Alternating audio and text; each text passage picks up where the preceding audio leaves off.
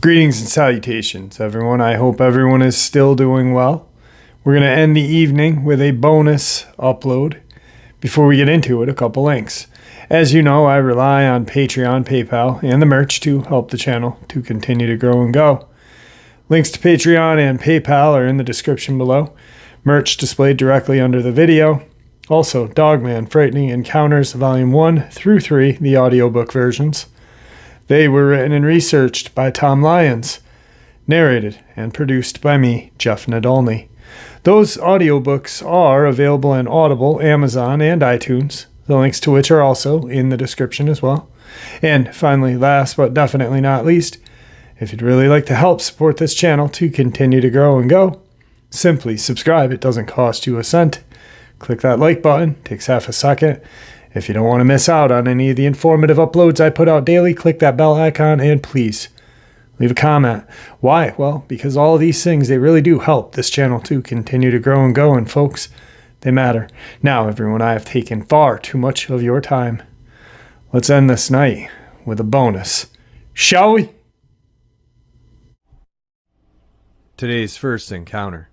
A bit of backstory before I start this. I live in northern British Columbia, Canada. And a couple years back, my friend invited me to come with him, his mom, and his sister to a resort by a lake about an hour and a half so out of town. It was at the end of June and the beginning of July. I put resort in quotations because it's a main log building where you check in, but it's also a restaurant as well, a few log cabins, and some spots down by the lake for RVs and stuff to park in. There's a highway that you turn off of onto the lot where the check-in building is. And to the right of the highway is forest for miles, as well as everywhere else around the area. The only thing that stands out is the highway, which cuts through the woods. Around the lake, there's some houses and whatnot, but generally speaking, if it's not a long weekend, there are not too many people out here. The cabins and RV area is separate, and the main building is about 5 to 8 minute walk away from the cabins up a spiral road. A little bit past the main building, there's a clearing where you can sit at a couple of tables and look like you haven't been sat in for 10 years or so. There's vines and grass that have grown all around them. And about 50 feet into the woods past those tables are 2 small lagoons surrounded by an old wire fence. I'll talk about why the lagoons and the table area are important later. We got there in the evening, unloaded the car, got acquainted with the log cabin, which was really nice, by the way, and then we went out to explore. Not too much interesting stuff happened on the first day, as we did not explore a whole lot before dark. Skip to the next day, and it's cloudy and rainy, which we actually were hoping for, as that meant there were very few people at the resort and we'd have free reign over it. We explored down by the lake and around the cabin areas more thoroughly, and eventually make our way up to the clearing where the tables are located. We looked at the tables and saw that they hadn't been touched in what looked like a long time from the amount of grass and weeds that had built up around it. And while investigating, I noticed that around 50 feet or so back in the woods, there was what looked to be a clearing. We slid down into this ditch-like area, which was probably around 8 feet difference in elevation from the table area, and tramped through the brush. We eventually came to a spot, which we were pretty sure were lagoons, due to the way they were constructed, and noticed there was a fence around it. We walked around the area, planning to leave, until we saw what looked like a spot where a large animal had walked over the fence and crushed a portion of it. Now, not really paying attention to the fact that a large animal may be in the area, we dismissed the thoughts and said it was probably bent like that for a long time. We messed around the area looking at the lagoons and eventually left, planning to come back the next day with some rocks to throw into the water as it was getting time to eat dinner. The next day we came back to the tables, planning to go to the lagoon area once again. But before we had a chance to go down the ditch, we stopped because of a noise. This is what triggered the rest of the events in this experience. The noise we heard were those of walking over small twigs, snapping them in the lagoon/ditch area we had traveled the previous day. Keep in mind, those footsteps were not there before. We stuck around for about 10 minutes or so until we got hit with the most intense feeling of dread. After this, we said, "Screw this," and went back to our cabin where we played poker for the rest of the night. While playing, we discussed the events that had taken place and eventually laughed it off, saying it was probably just a bear passing through, or rabbits in the area. The next day, it was raining heavily and much darker than the past couple of days. We left our cabin and planned to go to the lagoon area later, but we wanted to chill around the medium forest area close to the cabins that I forgot to mention in the beginning of this. As I previously said, after we had originally gone to the lagoon area, things started to get weird. We were messing around in the woods, breaking big sticks on trees, when we heard what sounded like someone else doing the same thing about 200 feet away in the direction we were facing. It was hard to judge how far exactly it was because of the way the forest carries sounds, but it was pretty far in front of us. We wouldn't have cared too much about this until we took notice where it actually was. The entire area around there and beyond is all forested, and having someone in those forests along with us that far in, and in less than favorable weather, with very few people at the resort at the time, is unlikely. We decided to leave the area and come back later during the evening. Spoiler alert, that was not a good idea. So after leaving the area, we went around to the lagoon area and listened for a couple of minutes. We couldn't hear any walking, so we assumed that we were right about it being a passing forest creature. Not even 10 steps in, and I tell my friend to stop. We both stop and listen. We hear what sounds to be the steps again, but as they are coming in louder and faster, we get that same overbearing feeling of dread. We hightail it out of there, spooked, and we book it back to the cabin. Later that evening, we return to the forest clearing earlier, where we had heard the branch against the tree noise in the day. We again start smacking branches against the trees. This time not hearing anything, but as I turned to the left, something caught my eye. There was what appeared to be a person standing behind a tree, and I saw them duck behind it when they noticed that I had noticed them. Nearly crapping myself as I yelled to my friend that we needed to get out of here, so we sprinted back to the cabin. Later that night, while we were sitting in the loft area where the beds are, we were having a discussion about what had happened that day. With much less joking this time, we were trying to make sense of what happened. We started with the branch hitting the tree noise. At first, we tried to dismiss it by saying it was an echo, but remembered echoes don't come 5 seconds after hitting a tree. Only I saw the figure in the same area later, but I knew it was a person, or at least I thought it was a person. We weren't too sure about that, so we moved on to talking about the lagoon/table area.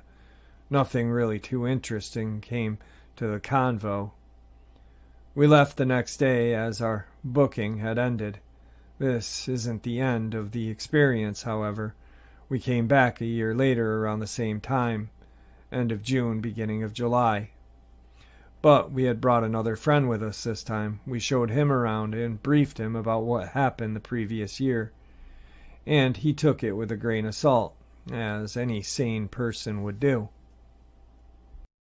This eventually changed over the next 3 days. The activity this time around wasn't as much in the side of the forest where I saw the figure, and where me and my friend heard the noises, although we did hear returning knocks again, but at the lagoon table area.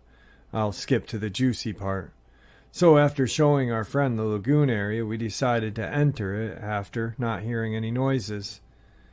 All went well, and we returned the next day. This time the footsteps were there once again, but a bit closer than before. We left the area, but returned an hour later. We were determined to see what was repelling us out of the area. But to get in, you had to be quiet. Slowly, we went down the ditch and to the lagoons without anything hearing us, and we did not see anything either. We heard something snap a little bit away, so without making too much noise, got out of there. The next and final day before we had to leave once again, we returned to the Table Lagoon area, where we were planning to go to the lagoons again. But when we were at the table area, we heard something new. It was a sort of screeching noise, but it sounded like a person almost. At first, we thought it was a person who had injured themselves and was calling for help. But I made everyone stop and just listen before doing anything. We listened, and from what I heard, it sounded like a mixture between a person yelling and an angry cat hissing, and a shallow dog barking. My two friends decided that they wanted to get closer and investigate the sound, while I was opposed to this. We went anyway, but I stayed much further away as my gut was telling me that we needed to get out of there. We threw rocks near the area from where the sound was in hopes of flushing it out from its hiding spot. And when that didn't work, we got much closer. We were right at the edge of the ditch, close to the tables. When I got as close as my friends did, something happened. The thing that was making the sound had thrown another large log, or had knocked down a tree, judging by the sound, but I didn't exactly stick around to investigate. I turned tail and bolted as fast as my legs would carry me. I was probably 15 feet ahead of my friends, as my danger reflexes were faster, and it registered to me faster that I needed to get the hell out of there. We were about 100 feet away when we came to a stop. Nothing was after us, but the sounds were resumed. We walked around the main building, and when we came around, there was a black bear standing there. We let out a sigh of relief, as we thought we had been spooked by a bear. But we then shifted back to our previous feeling of dread when the bear did the same thing as us. Got out of there as fast as it could. We didn't investigate any further and ran back to the cabin. Nothing further happened as we left the following day, due to the reservation being over.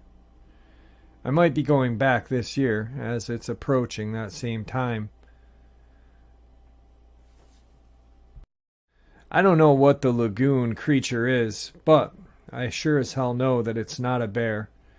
The other thing in the forest I'm still not sure about. I think they are separate things, as a woodsman or a tree knocker, as we've nicknamed it, is more elusive and seems to be luring us into the area, while the screecher is very territorial and aggressive. I've tried to find things online about similar experiences in the area, but I've come up empty-handed, which is another reason why I wanted to share this. I have no clue what's going on there, but I will share the location in case anyone wants to visit this place and investigate for themselves. Despite the strange things going on there, the location is very beautiful. The cabins are nice despite the springed beds. And the food at the restaurant is also quite tasty. The place is called Purdon Lake Resort. If you look it up on Google, it's one with the green roof. Today's second encounter. This happened 2013, I believe. I was 13 at the time. I was a middle child of 3, and I was dubbed the responsible one for most of my life. On this night, I'd be in charge of watching my siblings while my mom and grandparents went out. It wasn't often that my grandparents would leave the house, so when they did, they'd often be gone for the whole day. This was great in the eyes of my siblings and myself, mostly due to the fact that they enjoyed whatever I cooked, and we each got free time without judgmental eyes of our very strict grandparents. After dinner, I decided to enjoy time outside of my shared bedroom and take a seat in the living room. Now, if you were online frequently around this time, you'd know that this was when creepypasta fandom was at its peak. I was, and still am 10 years later, a huge fan of scary stories online. Because of my hyperfixation at the time, I loved letting my imagination get the best of me. I often used my free time on Omegle in hopes that I would find friends with similar interests. This happened often, though of course, as a naive young girl on a sketchy site, I often got my fair share of creepy encounters on there as well. On this particular night, a friend of my best friend at the time, whom I had met online, had found me on Omegle.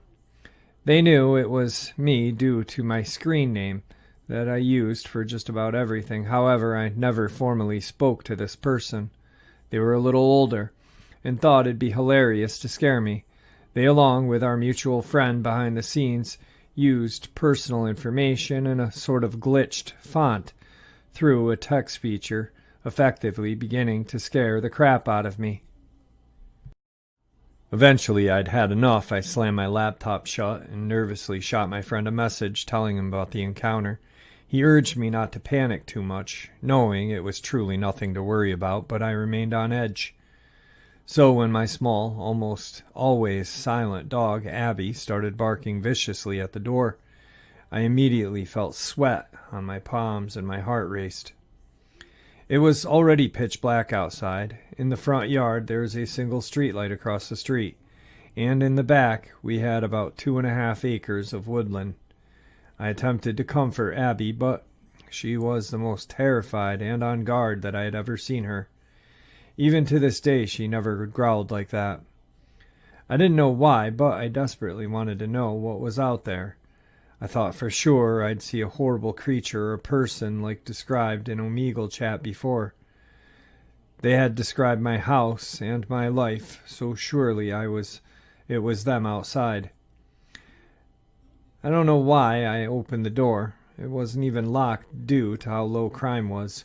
But despite Abby's standing fur and angry growl, and despite knowing something bad could be out there, I turned the knob. I felt like I had to.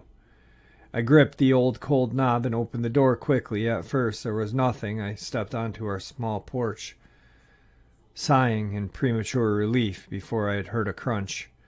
The crunch of the leaves beneath me, under the porch. I froze. Right as I did, a terrible creature, person, I'm not sure, bolted from underneath our porch.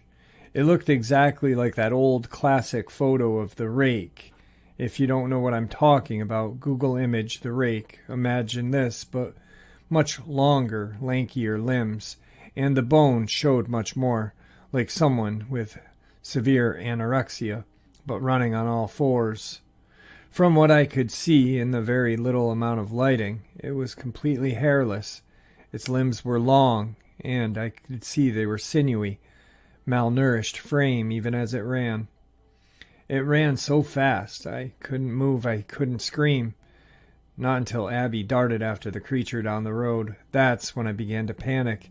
I screamed and cried for Abby to come back, and right as I did, I heard a horrible, monstrous screeching, and then a loud yelp from Abby. Then watched her tiny body run full speed back toward me up the porch and inside. I didn't stop to take in the scenery anymore. I ran inside behind her and slammed the door. I locked it and began checking every window as I cried and questioned reality. As I did this, my little sister came into the living room asking why I was yelling and crying. I simply told her Abby had almost gotten hit by a car, but that she's okay. Upon further investigation, I found that to be luckily the truth. The creature did not hurt her, so I assumed she realized the major size difference once she tried to face it and got scared. I kept it to myself so as not to terrify my siblings, but immediately told my mom the whole story when she got home. She had tried to calm me down, saying it must have been a deer or any other random woodland animal.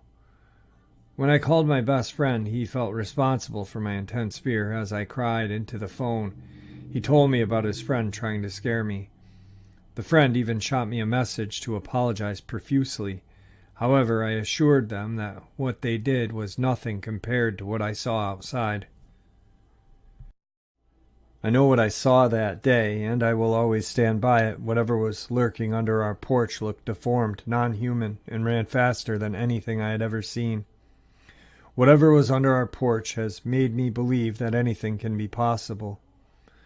This next bit is really just extra, but it reminded me of just how much this experience affected me.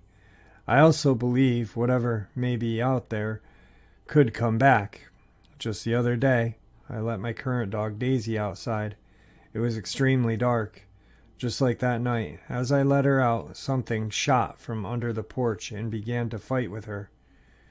I have very bad eyesight, didn't have my glasses, and no porch light. So when my dog and the other animal just went silent, I ran to the bottom of the steps, ready to face what my mind kept telling me was that monster from my past. I called her and began sobbing and shaking. I was sure the creature came back, but Daisy wouldn't come out of the darkness, and I heard nothing. I had to get my mother-in-law and her boyfriend, who brought flashlights and an axe outside in a hurry.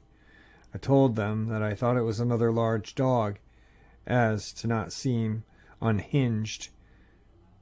In the end, it was a possum. My dog had simply ignored it once it played dead. I guess she wanted to keep me on my toes. I know this isn't crucial to the main story, but it made me realize just how real that night truly was for me. I was so scared to relive it with less fortunate outcomes. One might blame it on general anxiety or my overall love for scary or supernatural, but I know what happened. Today's final encounter. A couple of months ago, my friend and I decided we wanted to go to this place called Black Canyon. It's a nice rural spot, not too many people go there, but the main attraction is the lake and the small cliffs that you can jump off of. It's always better to go later in the day, so the sun isn't beating on you the whole time, so my friend and I decided to be wise to get there around 6 p.m. It was honestly like any other day, nothing out of the ordinary. There were people hanging out in the middle of nowhere, and we were having a good time. I sent some off the cliff, but then I forgot about the natural water slide. That's about a 3 to 5 minute walk away from the lake. I asked the people to watch over my stuff, got my friend, and decided to go check it out, since I hadn't been there in a while. It took us about 5 minutes to get there, since my friend is very cautious.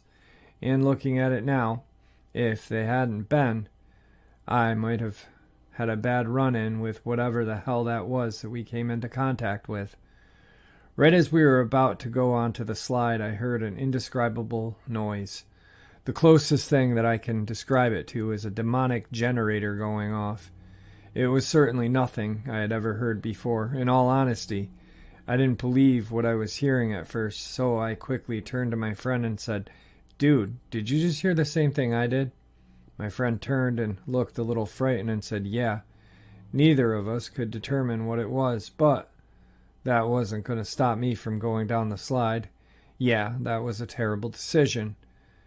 I started to walk down the natural water slide, leaving my friend behind, when I swear I saw a round head and a lanky arm fly behind a rock I was about to pass by. I froze at first, but I figured that my eyes were playing tricks on me. People see things that aren't real all the time, right? Anyway, I only took one step forward before I heard the same noise as before, only much more louder. The same demonic-like generator noise boomed out from behind the rock that I saw this thing dart behind. After that, I turned tail and ran as fast as I could back to my friend. I asked again in a frightened tone, practically yelling, "Did you hear that?" My friend looked as on edge as I was and just responded with a simple yes. After hearing my friend's answer, we ran as fast as we could back to the lake. When we came back out of breath, the people asked what was wrong. I told them what my friend and I had encountered, and they looked extremely surprised. A man then spoke up and told me that I was not the only one to have any sort of run-in with that. He told me that many people have told him they've heard strange noises by the waterfall. People believe it may be a crawler or something. After hearing that, I've never gone to that waterfall since. Something lingers there, and I don't really want to find out what. All right, folks, a very chilling set of encounters to end tonight with, but also to start the weekend with. We are that much closer to Saturday Nightmares live with Jeff and Adalny. Man, the pinnacle of my evening, the pinnacle of my week, actually, guys. And those of you who have been to the live stream, know exactly what I'm talking about. It is a blast. We talk about encounters. We talk about movies, music.